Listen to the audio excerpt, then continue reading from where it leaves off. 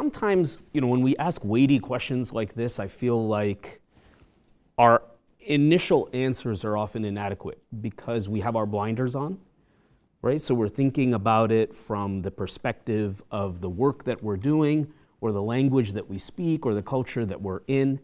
And for a question like knowledge, I think that's necessarily limiting, right? It's constraining, and it prevents us from really maybe having a more holistic view of what that word means or what it means to know.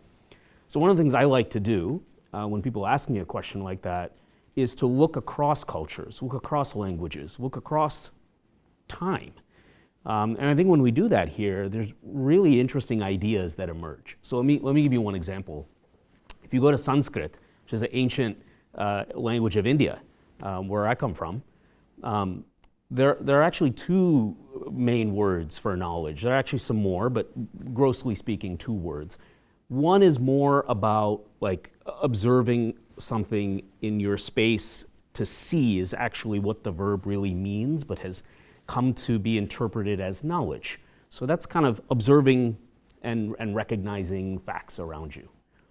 And then there's a word for knowledge that's much more about an insight or a piece of wisdom that you might have gained about the way the world works that isn't necessarily an observable fact per se, right?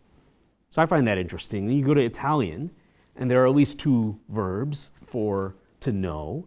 One is sapere, which is kind of, again, more like a knowledge about a fact, and then conoscere, which is like knowing someone, having an intimate and personal relationship with someone. I find it really intriguing that they've distinguished those two things, right? That knowing someone and everything that comes with that, that's different than observing something around you or stating a fact about how a rock looks or whatever. In Hebrew, you may find the word yada for knowledge, but if you look in the Bible or in many other non-biblical texts that use ancient Hebrew, the way to interpret that depends on the context.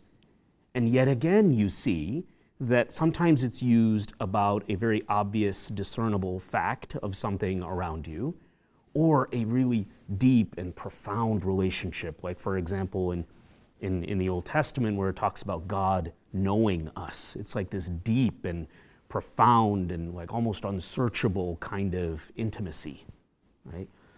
So I think what that tells us is that there are different kinds of knowledge. Many cultures and peoples have recognized this, and you see that in the way that their languages have developed and evolved. And so just to kind of round that out, I might say that broadly there's propositional knowledge, which means things, observable facts. Right? These chairs are, actually, I don't know, what color is this? Orange, reddish, right? Whatever it is. Versus an experiential knowledge, right? The knowledge that comes from experiencing something.